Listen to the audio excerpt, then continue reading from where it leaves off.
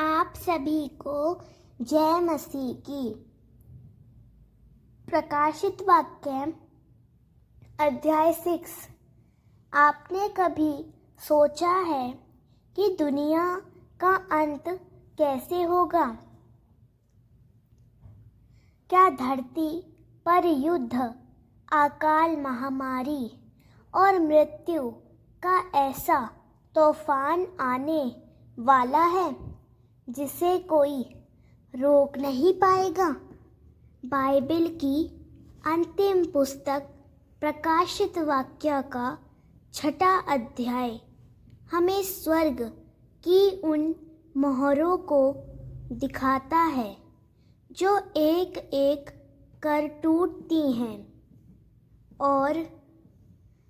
और दुनिया पर भयानक घटनाएं प्रकट होती हैं। आज हम देखेंगे सफ़ेद घोड़े पर सवार कौन है, लाल घोड़ा युद्ध क्यों लाता है, काले घोड़े का तराजू अकाल का संकेत कैसे देता है और पीला घोड़ा मृत्यु के साथ क्यों आता है। ये सब बातें केवल भविष्यवाणी नहीं बल्कि आने वाले समय की सच्चाई है। आइए वचनों के माध्यम से समझें प्रकाशित वाक्य अध्याय 6 का रहस्य। वचन 1। तब मैंने देखा कि मेमने ने 7 मोहरों में से पहली मोहर खोली। तब मैंने 4 जीवित प्राणियों में से एक को गरजती आवाज से कहते सुना, आ। व्याख्या। यहाँ मेमना यीशु मसीह स्वर्गीय पुस्तक की पहली मोहर खोलता है। यह दिखाता है कि भविष्य की घटनाएं उसकी शक्ति और नियंत्रण से शुरू होती हैं। 4 जीवित प्राणी परमेश्वर के सिंहासन के चारों ओर सेवा करने वाले स्वर्गदूत हैं। वचन 2। मैंने देखा वहाँ एक श्वेत घोड़ा था, उसका सवार धनुष लिए हुए था और उसे एक मुकुट दिया गया। वह जीतने और जीतते जाने के लिए निकल पड़ा। व्याख्या। श्वेत घोड़ा विजय का प्रतीक है। सवार मसीह की सच्चाई, सुसमाचार की विजय और परमेश्वर के राज्य के प्रसार को दर्शाता है। यह न्याय से पहले सत्य के विजय की ओर इशारा करता है। वचन 3 से लेकर 4 तक।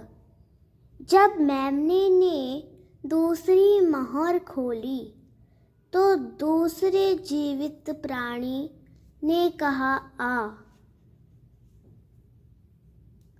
तब एक और घोड़ा आया जो लाल था। उसके सवार को पृथ्वी से शांति छीनने का अधिकार दिया गया और लोगों को एक दूसरे को मारने की शक्ति दी गई और उसे एक बड़ी तलवार दी गई।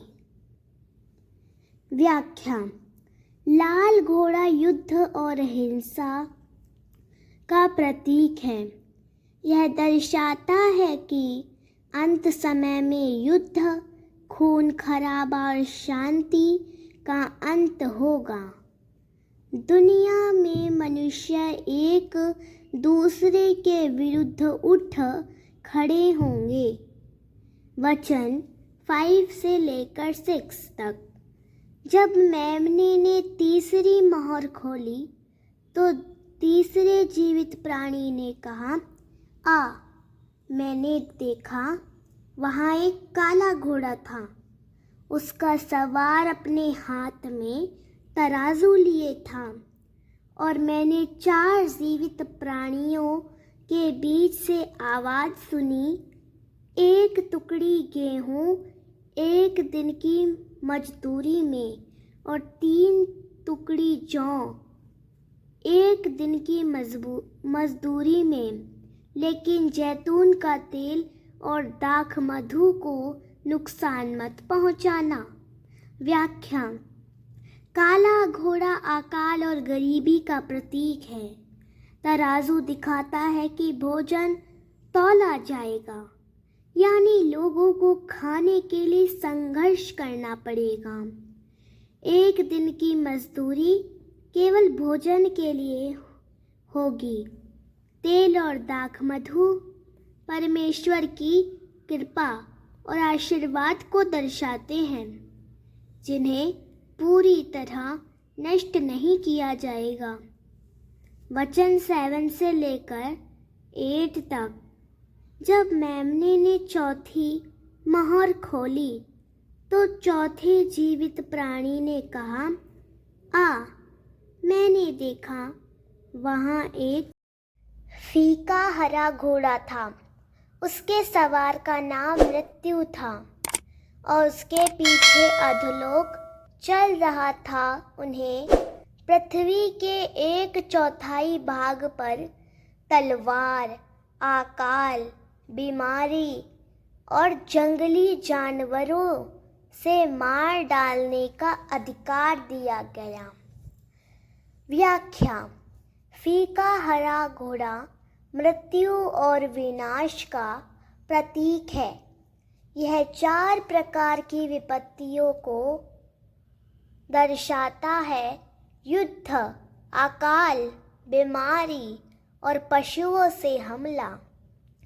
यह दिखाता है कि परमेश्वर के न्याय में पृथ्वी का बड़ा हिस्सा प्रभावित होगा। वचन 9 से लेकर 11 तक। जब मेमने ने 5वीं मोहर खोली तो मैंने वेदी के नीचे उन लोगों की आत्माओं को देखा जिन्हें परमेश्वर के वचन और उनकी गवाही के कारण मार दिया गया था। वे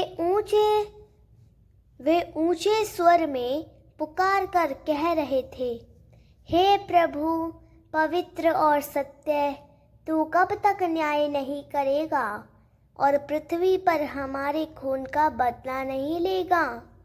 तब उनमें से प्रत्येक को श्वेत वस्त्र दिया गया और उनसे कहा गया कि थोड़ी देर और विश्राम करें, जब तक उनके भाइयों और साथी सेवकों की संख्या पूरी ना हो जाए जिन्हें मार दिया जाएगा।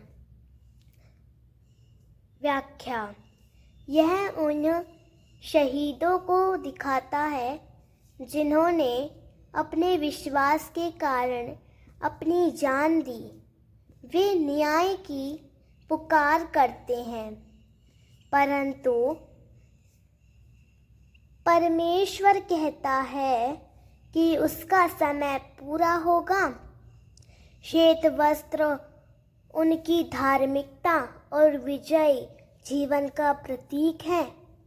वचन 12 से लेकर 14 तक। जब मेमने ने 6ठी मोहर खोली तो एक बड़ा भूकंप आया। सूर्य काले कपड़े जैसा काला हो गया, चंद्रमा खून जैसा लाल हो गया और आकाश के तारे धरती पर गिर पड़े। आकाश लपेटे गए पत्र जैसा हट गया और हर पहाड़ और द्वीप अपनी जगह से हटा दिया गया। व्याख्या। यह प्राकृतिक आपदाओं और ब्रह्मांडीय घटनाओं का चित्रण है। यह अंत समय का संकेत है। भूकंप, सूर्य और चंद्रमा का बदलना, तारे गिरना, यह दिखाता है कि पूरी सृष्टि हिल जाएगी।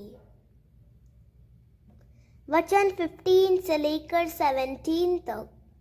तब पृथ्वी के राजा, बड़े अधिकारी, सेनापति, धनी, शक्तिशाली और हर दास और स्वतंत्र व्यक्ति गुफाओं और पहाड़ों की चट्टानों में छिप गए और उन्होंने पहाड़ों और चट्टानों से कहा, हम पर गिर पड़ो और हमें सिंहासन पर बैठे हुए से और मेमने के क्रोध से छिपा लो, क्योंकि उनके बड़े क्रोध का दिन आ गया है और कौन खड़ा रह सकेगा। व्याख्या। यह दिखाता है कि चाहे राजा हो या साधारण लोग, सभी परमेश्वर के न्याय से डरेंगे। मसीह का क्रोध इतना प्रबल होगा कि लोग छिपने की कोशिश करेंगे। प्रश्न उठेगा, कौन खड़ा रह सकेगा? उत्तर केवल वही है जो मसीह में सुरक्षित है। प्रकाशित वाक्य अध्याय 6 हमें दिखाता है कि जब परमेश्वर अपने न्याय को प्रकट करेगा तब कोई भी बच नहीं पाएगा, चाहे राजा हो, सेनापति हो, धनी हो या गरीब हो। सभी लोग चट्टानों और पहाड़ों के नीचे छिपने की कोशिश करेंगे, लेकिन सच्चाई ये है कि बचने का रास्ता सिर्फ एक है, यीशु मसीह में शरण लेना। आज आपके पास समय है, कल हो सकता है देर हो जाए। सोचिए, जब 7 मोहरें खुलेंगी और न्याय आएगा, आप कहाँ होंगे? नीचे कमेंट में लिखिए, मैं प्रभु में सुरक्षित हूँ। अगर ये संदेश आपके दिल को छू गया है तो इस वीडियो को शेयर कीजिए ताकि और लोग भी सच्चाई को जान सकें।